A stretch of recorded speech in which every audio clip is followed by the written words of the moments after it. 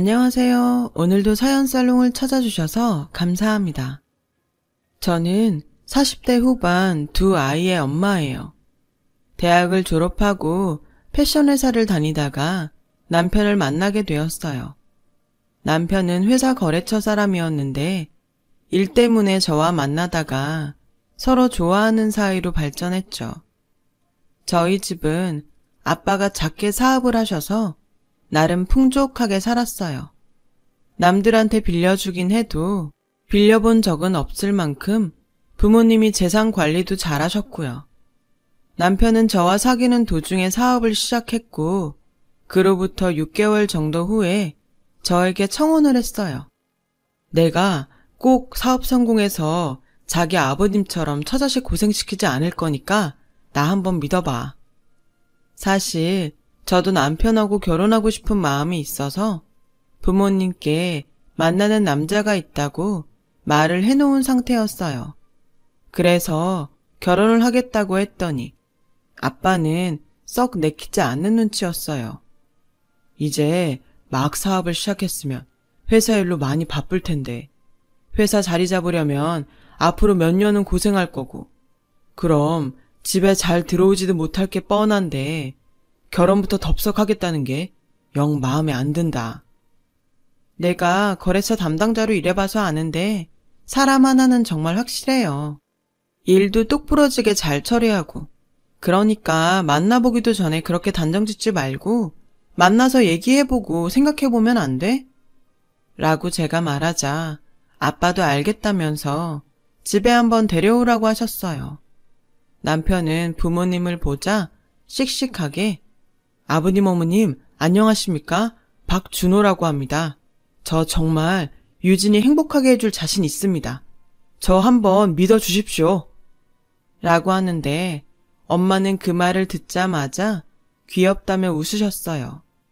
아빠는 남편이 하도 자신있게 말을 하니 처음에는 묵묵히 보고만 있다가 사업하면서 가정 돌본다는 게 쉬운 일이 아니야. 꼭 내 딸과 결혼하고 싶다니 하는 말인데 정말 마음 단단히 먹어야 할 거야. 궁금한 게 있으면 어려워 말고 나한테 물어보게. 나도 도울 수 있는 게 있으면 도울 테니까. 라면서 등을 토닥이시더라고요. 남편은 그런 아빠의 말에 감동했는지 감사하다고 몇 번이고 인사를 하면서 큰 절을 했어요. 저희는 결혼 준비를 시작했고 시어머니도 저한테 참 잘해주셨어요. 남편 위로 누나가 넷이나 있었는데 누나들이 남편 결혼식에 일절 간섭하지 못하게 해주신다며 저한테 연락도 못하게 하셨거든요. 지금 생각해보면 그게 다 계산이 들어있었던 것 같아요. 누나들이 너무 간섭해서 제가 결혼을 포기할까봐 아무 말 못하게 했던 거였죠. 아무튼 그때는 시어머니가 그렇게 해주시는 게 참 고마웠고 저도 더 잘하려고 많이 노력했어요. 그러다 보니 생각했던 것보다 혼수도 더 많이 해갔고 시어머니가 지나가면서 마음에 든다고 했던 것도 다 눈여겨봤다가 나중에 가서 전부 사가지고 갔죠. 그런 거 보면 참 사람을 어떻게 움직이는지 잘 아는 사람들이라는 생각이 들어요. 한 번은 결혼 전에 시어머니가 친구들에게 자랑하고 싶다며 저를 모임 자리에 부르신 적이 있었어요. 얘가 우리 며느리 김유진. 어때? 너무 이쁘지? 너네 며느리는 이렇게 귀엽고 고급져? 라며 저를 막 축혀 세우시면서 내가 왜 없는 돈에 니들 밥까지 사겠어. 이렇게 비싼 장어집에서. 다 이런 며느리 얻으니까 내가 좋아서 그런 거지. 라고 하시길래 저는 그것도 고마운 마음에 제가 식사값을 미리 계산하고 오기도 했거든요. 저희 부모님도 부모님대로 남편이 사업 시작하느라 돈이 많이 들었을 거라며 웬만한 건 저희 집에서 하는 걸로 해서 제 혼수 비용으로 돈을 정말 많이 쓰셨어요. 제가 큰딸이라서 그러신 것도 있는 것 같아요. 그렇게 저희는 양가 축복 속에서 결혼을 하게 됐고 경기도에서 신혼살림을 시작했죠. 남편은 정말 최선을 다하는 게 보였어요. 회사 일 때문에 늦게 올 때도 많은데 집안일도 많이 신경 썼고 주말이면 꼭 저보다 먼저 일어나서 청소도 했고요. 그런 모습들에 저는 더 남편을 신뢰하게 됐고 시간이 지나고 임신을 해서 첫 아들을 낳았어요. 결혼하고 2년 반쯤 됐을 때였어요. 남편은 사업을 좀 더 확장하느라 바빴는데도 제 옆을 지켜주고 많이 기뻐해줬죠. 시어머니도 집안에 첫 친손주가 태어났다며 온 동네에 떡을 돌리며 좋아하셨어요. 그리고 그 무렵부터 남편은 친정에 손을 벌리기 시작했어요. 자기, 장인어른한테 말씀드려서 사업 자금 좀 어떻게 안 될까? 지금 거래처 터놓은데 꽉 잡아야 되거든. 응? 부탁 좀 하자. 처음에는 남편이 애쓰는 것도 안쓰러웠고 사업도 잘 크면 좋겠다는 마음에 아빠한테 말씀드렸죠.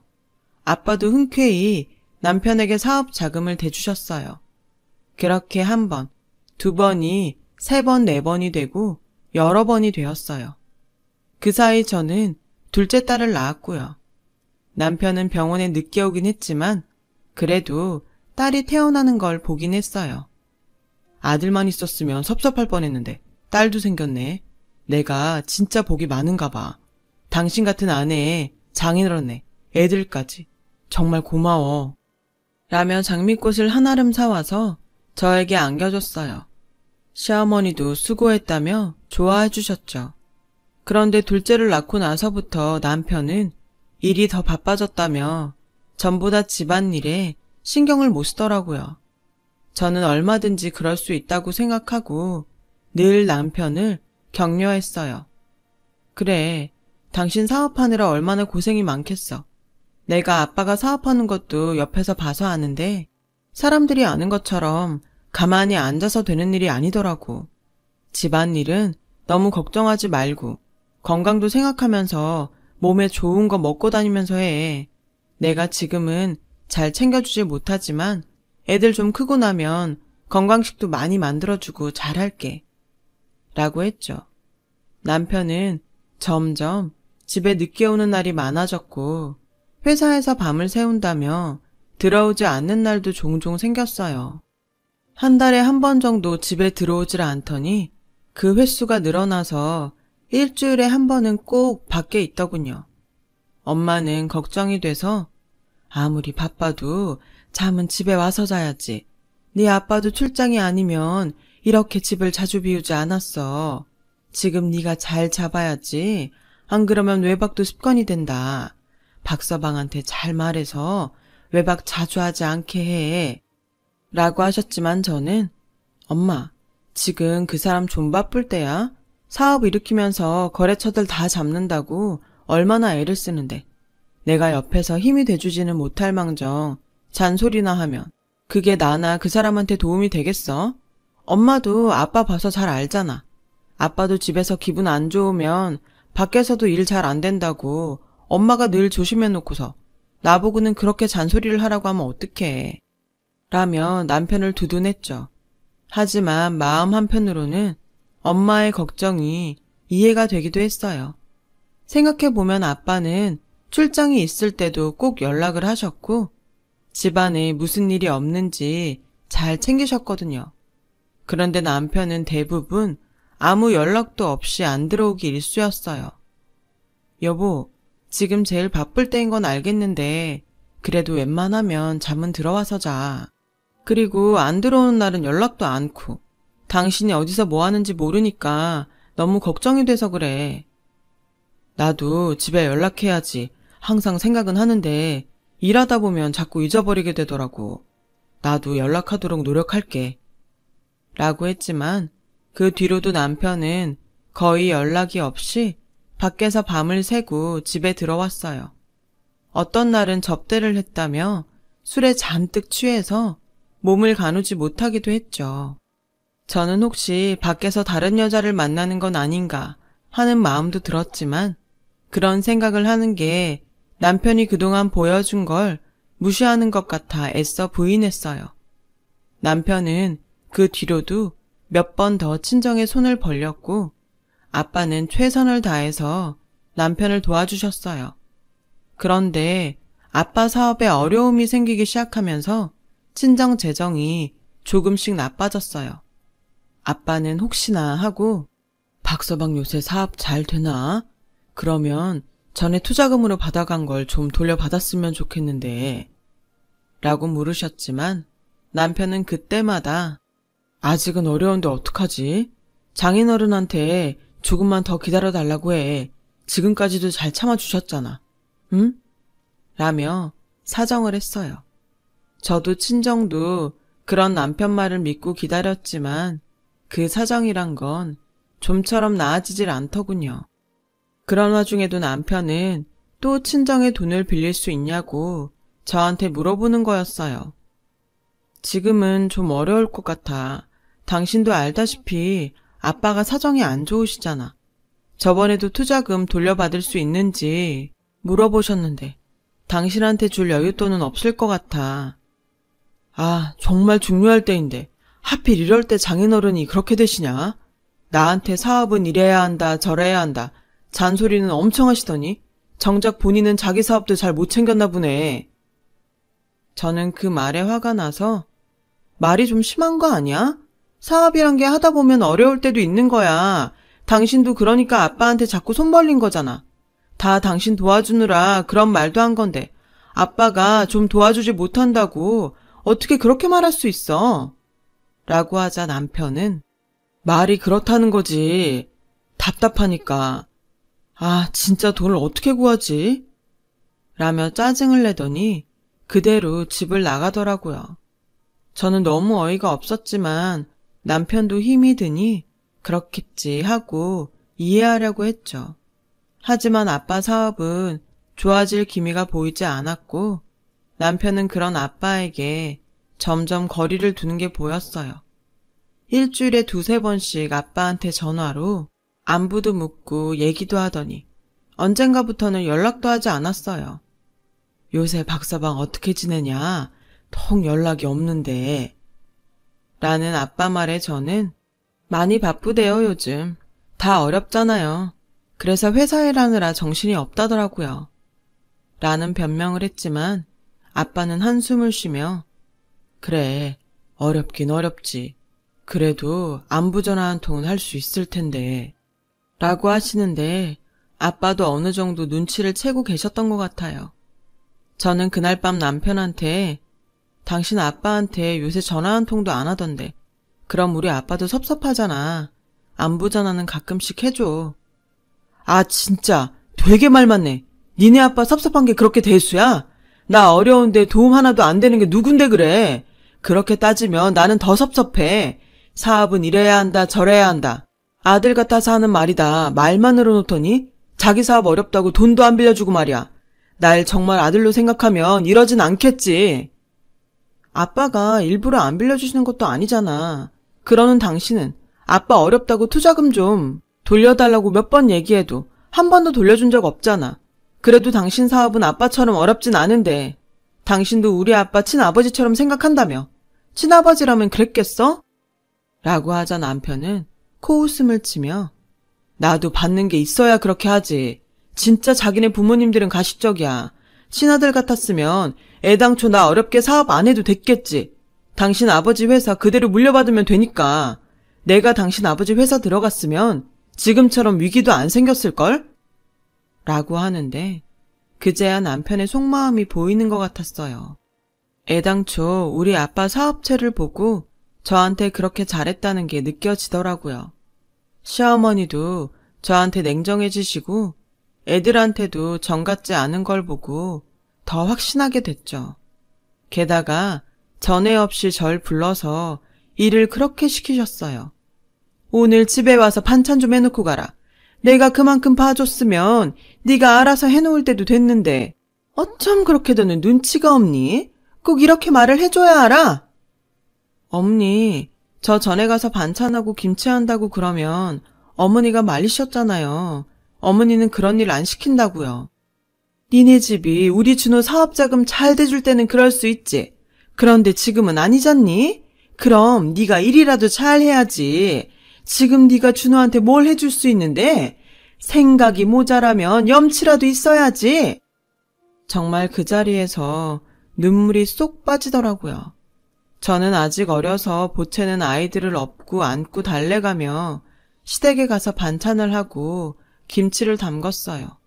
그러는 동안 시어머니는 안방에 들어가서 한번 내다도 보지 않으시고 그렇게 예쁜 손주들이라더니 쳐다보지도 않으시더라고요.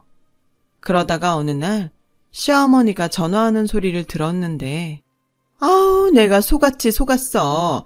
잘 나가는 집안인 줄 알았더니 아주 속빈강정이지 뭐야. 라며 친정을 흉보고 있더라고요. 저는 그때부터 이혼을 생각하기 시작했죠. 남편에게도 이상한 낌새가 느껴졌거든요. 한 번은 집으로 전화가 왔는데 제가 받으니 바로 끊어지더라고요. 그러니까 샤워하던 남편이 뛰쳐나와서 전화기를 갖고 들어가는 거예요. 아무래도 안 되겠다 싶어서 흥신소에 부탁을 해서 남편 휴대전화 기록을 조회했어요. 그러면 안 되는 건 알았지만 확실히 알고 싶었으니까요. 아니나 다를까 저장되지 않은 번호와 자주 통화가 있었는데 제가 그 번호에 전화를 거니 여자가 받더라고요. 저는 바로 전화를 끊었고 다음날 남편 회사로 찾아갔어요. 남편이 볼 일이 있어서 외근 중이라며 연락을 하겠다고 하더군요. 연락 안 하셔도 돼요. 집에서 얘기하면 되죠. 그냥 저 왔다고 나중에 전해주세요. 저는 그렇게 말하고 남편 회사 건너편에 있는 카페에서 계속 남편 회사 쪽을 감시했어요. 그러자 한참 후 남편이 어떤 여자와 차에서 내리는 게 보였어요. 둘이 서로 팔짱을 끼고 회사 현관문 앞까지 오더니 헤어지더군요. 저는 집에 가서 남편이 들어오기만 기다렸다가 남편이 오자마자 따졌죠. 당신 오늘 회사 앞에 같이 있던 여자 누구야? 당신 만나러 갔다가 봤는데 꽤 친해 보이더라? 그러자 남편은 변명도 안 하고 내 첫사랑이야. 얼마 전 우연히 다시 만났는데 남편하고 헤어지고 혼자서 제법 알찬 사업체를 운영하더라고. 같이 사업하다 보니 서로 사정도 잘 알고 말도 잘 통하더라. 당신하고는 달라. 라고 하더니 도로 집을 나가더라고요. 저는 진짜 망치로 머리를 3개 얻어맞은 것 같아서 한동안 아무것도 못한 채 그 자리에 있었어요. 그리고 며칠이 지나자 남편은 제게 헤어져 달라고 하더군요. 당신 덕에 여기까지 온 건 인정할게. 근데 우린 이게 한계인가 봐. 당신도 이제 나 더 이상 좋아하지 않잖아. 나도 마음이 떠서 더는 이렇게 못 살 것 같아. 깔끔하게 이혼하자. 응? 알았어. 대신 우리 아빠한테 돈 받았던 거 다 토해내. 나 그 돈 받기 전엔 절대 이혼 못 해줘. 라며 저도 세게 나갔어요. 그리고 며칠 후 애들은 어린이집에 데려다주고 왔는데 웬 남자들이 저희 집에서 애들 가구랑 제 화장대를 밖으로 옮기고 있는 거였어요. 지금 뭐 하시는 거예요? 우리 집 물건들을 왜 죄다 밖으로 내놔요? 어디서 왔는데 이러는 거냐고요? 라며 소리를 질렀더니 저흰 저기 안에 계신 할머니가 불러서 시키는 대로 하는 거예요. 라고 퉁명스럽게 대답하더라고요.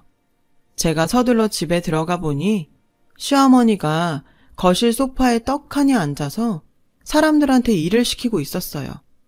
어머니, 이게 다 어떻게 된 거예요? 우리 애들 침대랑 책장을 왜 빼요? 제 화장대는요? 너도 다 알고 있다며. 준호 대학 때 여자친구 만나는 거. 그러니까 긴 말 안 하마. 이제 서로 도움이 되지도 못하는 사이인데 계속 같이 살아봐야 좋을 게 뭐가 있겠니? 이쯤에서 서로 갈 길 가는 게 더 낫지 싶다. 애들 어린이집 끝나면 너네 친정으로 데려가. 그럼 이걸 다 지금 저희 친정으로 보내신다고요? 저 이렇게는 못 나가요. 아빠가 그 사람한테 어떻게 했는데요. 그 사람 지금 사업하는 거 다 아빠 덕이잖아요. 우리 아빠 돈 돌려주기 전에 저 여기서 한 발자국도 안 움직일 거예요. 그러자 시어머니는 증거 있어? 니네 아버지가 준호한테 돈 빌려줬다는 차용증이 있기라니? 무슨 계약서가 있니? 생사람 잡지 말고 어서 썩 나가거라. 라며 저를 집 밖으로 떠밀었어요. 저는 악만 남아서 소리를 지르며 울었지만 아무 소용 없었어요. 가구를 실으러 온 아저씨들이 대충 이야기를 듣고 눈치를 채셨는지 저를 불쌍한 눈으로 보며 친정까지 태워다 주겠다며 저를 달래셨고요. 저는 애들을 데리고 친정에 가서 방에 들어가 조용히 울기만 했어요. 엄마도 억울함에 이를 악물고 눈물만 흘리셨죠. 아버지는 나중에 조용히 저를 불러서 그만 잊어라. 나도 깨끗이 잊어버릴 테니까. 안 그래도 박서방이 수상해서 우리 회사 형편이 나아지는 걸 일부러 말 안 했다. 혹시나 말이 새나가지 않게 단속도 했고. 역시 우리 집 돈만 노렸던 게 맞았구나. 아들 같은 사위라고 철석같이 믿고 차용증도 안 쓰고 돈 빌려준 내 잘못이다. 라며 위로하셨어요. 저는 그저 죄송하다는 말밖에 할 수 없었어요. 그렇게 저는 이혼을 했고 그 후 얼마 안 돼서 아빠가 돌아가셨어요. 갑자기 심장마비가 와서 돌아가셨는데 아무래도 스트레스 때문이었던 것 같아요. 남편한테 일단 연락을 했지만 예상은 했던 대로 장례식장에 오지 않더군요. 그 후 저와 엄마는 사업을 정리해서 전문 경영인에게 대표 자리를 넘겼고 저는 아버지가 남겨두신 재산으로 인터넷 쇼핑몰 사업을 시작했어요. 다행히 패션 회사에 다닐 때 친구들과 간간히 연락을 이어와서 그 덕을 볼 수 있었어요. 저는 직접 디자인도 하고 동대문도 돌아다니며 옷감을 끊어다가 만들어 자체 제작 상품을 만들었고 수입품이나 기성품보다 제가 만든 옷들이 더 반응이 좋아서 가입 회원들도 많아지고 매출도 계속 올라갔어요. 중간에 좀 힘들 때도 있었지만 그때마다 아빠와 아이들을 생각하며 버텼어요. 그렇게 몇 년이 지나니 쇼핑몰이 꽤 커져서 직원들도 많이 두게 되었고 소위 대박이 났어요. 그 즈음 직원이 전 남편이 사무실로 몇 번 전화가 왔다고 알려주더군요. 저는 아무 말도 하지 않았지만 감이 좋지 않았어요. 이미 제 사업이 많이 컸다고 이쪽에서는 소문이 났고 그게 전 남편 귀에 안 들어갈 리가 없었거든요. 그리고 얼마 안 돼서 그 사람이 절 찾아왔어요. 저는 직원에게 바쁘니까 못 만난다고 돌려보내라고 했는데 계속 기다리겠다고 했다는 거였어요. 그 말에 신경도 쓰지 않고 일을 보다가 점심을 먹으러 가려는데 남편이 밖에 앉아있다가 저를 보더니 당신 얼굴 좋아 보이네. 잘 지냈어? 우리 얘기 좀 하자. 라며 뻔뻔하게 아무 일 없었던 것처럼 말하더라고요. 제가 바빠서 볼 시간이 없을 것 같네요. 그럼 내일 어때? 몇 시가 좋아? 내일도 안 되고 모레도 안 됩니다. 앞으로 계속 쭉 그쪽 볼 시간은 없을 거예요. 라고 했거든요. 그랬더니 사람 참 달라졌네. 성공하고 나니 이렇게 변하는구나. 라길래 저도 그쪽만 하겠어요? 남의 아빠 돈 쏙 빼먹고 집이 망한 것 같으니까 다른 사람으로 갈아탄 인간이 할 말은 아니죠. 라며 사람들 앞에서 망신을 줬어요. 이제는 오지 않겠거니 했더니 다음 날은 제가 출근도 하기 전에 시어머니와 같이 와서 제 사무실을 차지하고 있더라고요. 정말 모자가 똑같이 철판을 깐 걸 보니 열이 확 받더군요. 예, 너 참 성공했구나. 축하한다. 애들은 잘 있고? 어째 한번 놀러 오질 않니? 많이 컸을 텐데. 통 보질 못하네. 저는 상대하지 않고 직원을 불러서 이렇게 아무나 내 방에 들이면 어떡해요? 사장이 출근도 하기 전에 잡상인이 왜 와 있어요? 그게 자꾸 사장님 시어머니랑 남편이라고 하시니까 저도 어쩔 수 없이. 저는 경비실에 전화해서 당장 쫓아내달라고 했어요. 그러자 시어머니는 너 사람이 어떻게 이러니? 여기까지 온 사람들한테 잡상인이라니? 엄연히 네 애들 할머니고 아빠잖니?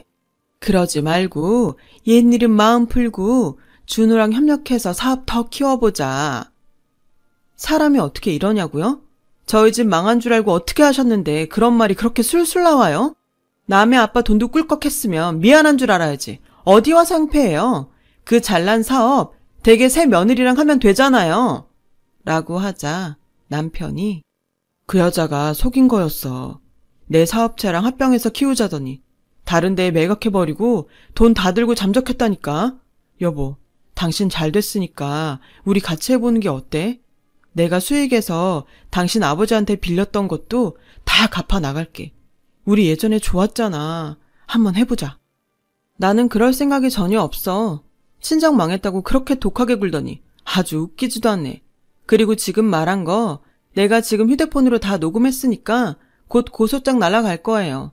우리 아빠 돈 토해낼 생각이나 하고 있으세요. 그때 경비원들이 들어와서 두 사람을 양쪽에서 끌고 나갔어요. 여보, 한 번만 좀 봐주라. 나 재기하게 도와줘. 얘야, 내가 이번엔 진짜 잘하마. 애들도 잘 봐줄 수 있어. 저는 그냥 사무실 문을 쾅 닫고 들어와 버렸어요. 그리고 변호사를 선임해서 아빠 돈 떼먹은 걸 고소했죠. 물론 증거가 많지 않아서 어려울 거라는 건 알고 있었고 돈도 거의 돌려받지 못했지만 그냥 넘어가기에는 너무 억울했거든요. 그렇게라도 해야 하늘에 계신 아빠가 속이 좀 풀릴 것 같았어요. 저나 엄마도 그렇고요. 저는 지금도 혼자서 아이들을 키우면서 사업을 하고 있어요. 친정 엄마도 애들 돌봐주시고 많이 도와주시고요. 결혼은 다시 생각하고 싶지도 않네요. 물론 세상에 좋은 남편들이 더 많다는 것도 알지만요. 저는 이제 남의 편인 시댁이라면 사양하고 싶네요. 이렇게 사연을 털어놓으니 속이 좀 많이 후련해지는 것 같아요. 얘기 들어주신 여러분들 정말 감사하고요. 모두 좋은 일만 넘치시길 바랄게요. 하늘이 스스로 돕는 자를 돕는다는 말이 정말이더라고요. 다들 희망을 잃지 마시고 화이팅 하세요. 여러분, 사연 댓글에 응원과 현명한 조언 부탁드려요. 좋아요와 구독은 저에게 큰 힘이 됩니다. 오늘도 좋은 일 가득하세요.